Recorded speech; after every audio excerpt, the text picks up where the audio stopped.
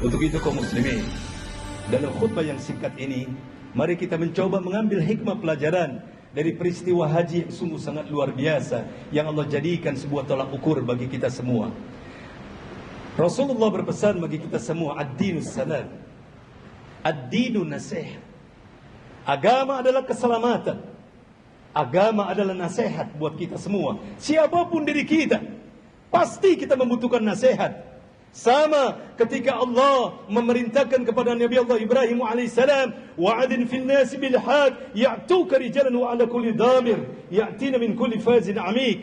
Azin, ya Ibrahim, seru manusia untuk berhaji. Siapa mereka? Siapapun posisi mereka. Agar apa? Agar mereka mendapatkan pelajaran dan nasihat besar dari berhaji. Apa barang paling berharga pada tas bagasi seorang haji? Apa barang paling berharga ketika kita bawa dari negara kita? Satu yang paling berharga, yaitu kain ihram. Bolehkah kita berhaji dengan pakaian sosial kita? Saya tentara akan menggunakan pakaian kebesaran saya. Saya pegawai negeri, saya menggunakan baju korpri saya. Tidak. Gunakan pakaian kamu untuk mampu menghadap Allah Subhanahu wa ta'ala dengan kain yang paling terbaik. Apa itu? Kain ihram. Ya bani Adam, qad anzalna alaikum libasan yuwari sawatikum warisan wa libasut taqwa dzalika khair. Allah telah memerintahkan bagi kita semua, wahai manusia, wahai anak cucu Adam, telah kuturunkan pakaian atas kalian semua untuk membuang sifat buruk dalam diri kita. Yuwari sawatikum, warisan, mempercantik diri kita, membuat kita baik, tampan. Silakan, mau pakai baju kuning, putih, hijau, silakan. Tapi kata Allah, walibasut taqwa, telah kuturunkan atas kalian semua pakaian yang paling terbaik buat kalian semua. Mahada, apa itu? Kain ihram, walibasut taqwa, kain kafan.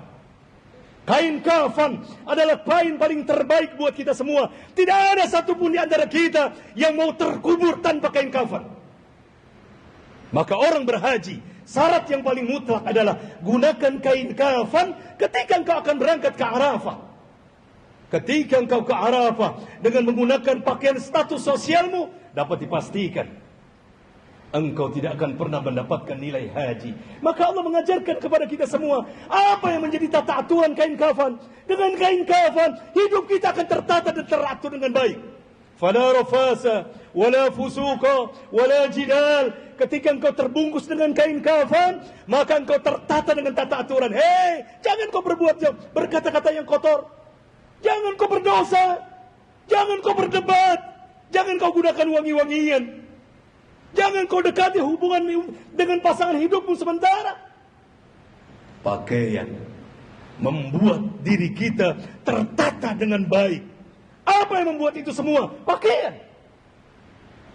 Lihat manusia, ketika dia terbungkus dengan kain kafan, maka seluruh kehidupannya dia pasrahkan dirinya kepada Allah Subhanahu wa ta'ala. Maka ulama sepakat, ma huwa libasut taqwa? Apa yang dimaksud dengan pakaian takwa? Kain ihram.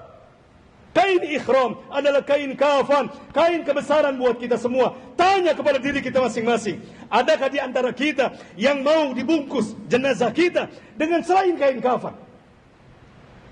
Kain kafan adalah pakaian paling berharga yang kita miliki untuk mampu menghadap Allah Subhanahu wa ta'ala. Itulah prinsip-prinsip dasar yang dibangun Allah dan Rasulnya kepada kita semua. Maka kita lihat, apapun terlarang. Jangankan jaket, jangankan jas yang mahal, jangankan sepatu yang mahal, bahkan celana dalam pun terlarang kita menggunakannya bagaikan seorang jenazah di hadapan Allah Subhanahu wa ta'ala.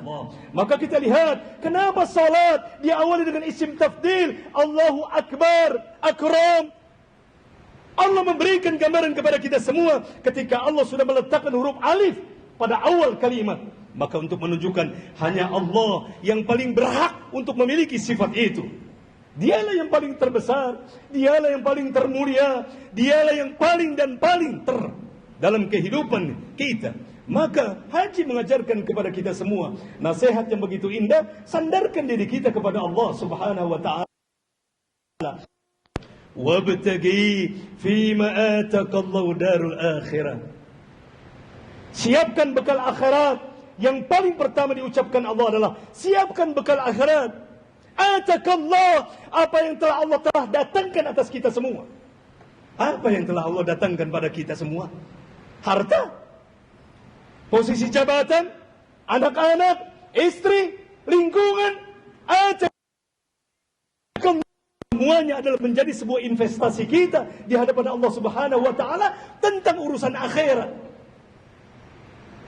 Sehingga seluruh keberadaan kita akan mampu menjadi sebuah investasi besar, seluruhnya buat akhirat. Berapa banyak kita hidup di dunia ini? 60 tahun? 70 tahun? Bahkan lebih daripada itu. Seringkali kita tidak berfungsi dan menjadi kesulitan buat orang lain. Maka Allah mengajarkan, wabtaghi fima ataqallahu darul akhirah wa la tansa nasibaka minad dunya. Untuk mencapai negeri akhirat, investasi yang benar, jangan lupakan hidup di akhirat. Lihat orang tawaf. Ada saatnya mereka meninggalkan pakaian-pakaian berjahit, kopiah, kaos, celana dalam, sepatu. Tapi ada saatnya ketika mereka tahallul, selesai dari proses umrah. Maka kata Allah, semuanya menjadi halal buat kalian semua. Istrimu yang tadinya tidak boleh, halal buat kau. Dialog-dialog interaktif yang baik, yang tadinya menjurus kepada perdebatan yang tidak baik, halal buat engkau. Luar biasa. Islam mengajarkan, ada saatnya urusan akhirat, ada saatnya urusan dunia. Islam adalah agama yang tidak menafikan urusan dunia. Sementara kita lihat masih ada sekelompok agama yang tidak peduli kepada urusan dunia. Kita pikir akhirat saja.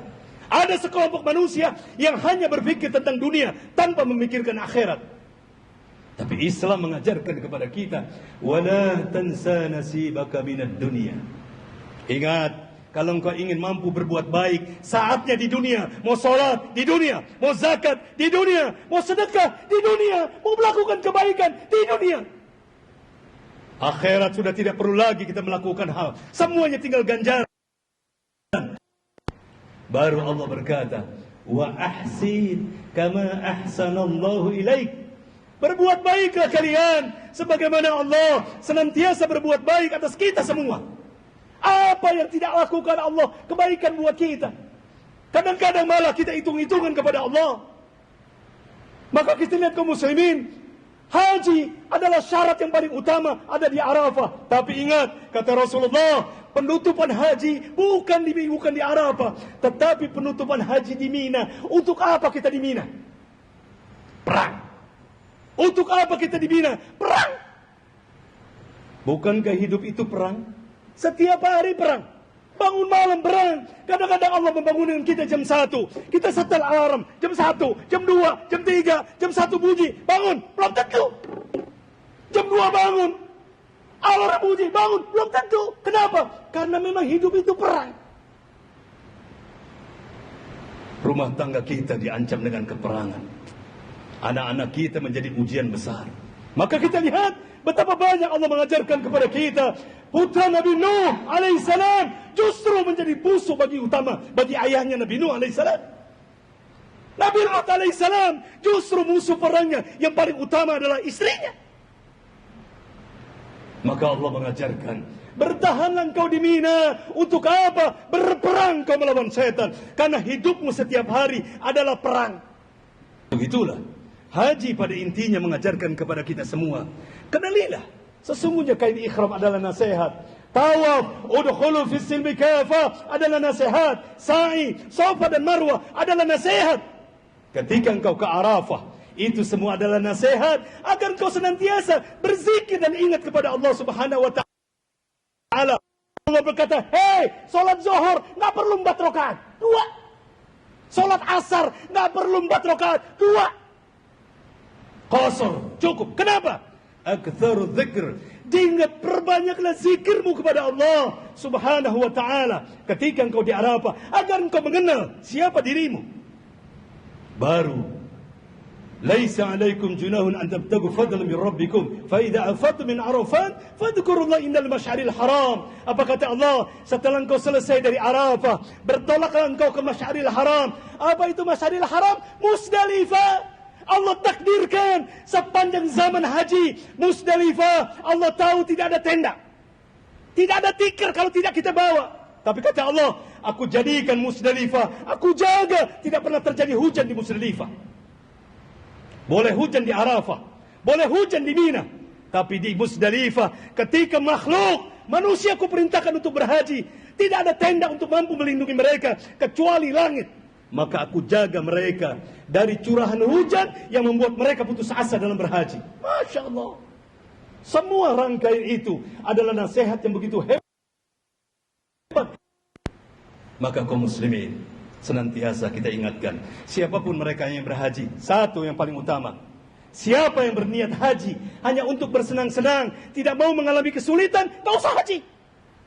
Karena haji pada intinya, belajarlah engkau tentang kesulitan. Tidur di tenda, tidur tanpa alas, tidur tanpa atap, hanya langit yang memberi. Itulah Allah memberikan nasihat buat kita semua. Kadang-kadang langit memberikan perlindungan dan nasihat buat kita semua. Kadang-kadang bumi ini yang kita sujudkan setiap saat memberikan nasihat yang begitu indah buat kita semua. Maka kaum muslimin, sesungguhnya haji mengantarkan manusia semakin dia dekat kepada Allah Subhanahu wa taala. Kita berharap siapapun yang Allah berangkatkan pada tahun ini dari seluruh masyarakat dunia, mereka akan mendapatkan haji yang mabrur di hadapan Allah Subhanahu wa taala.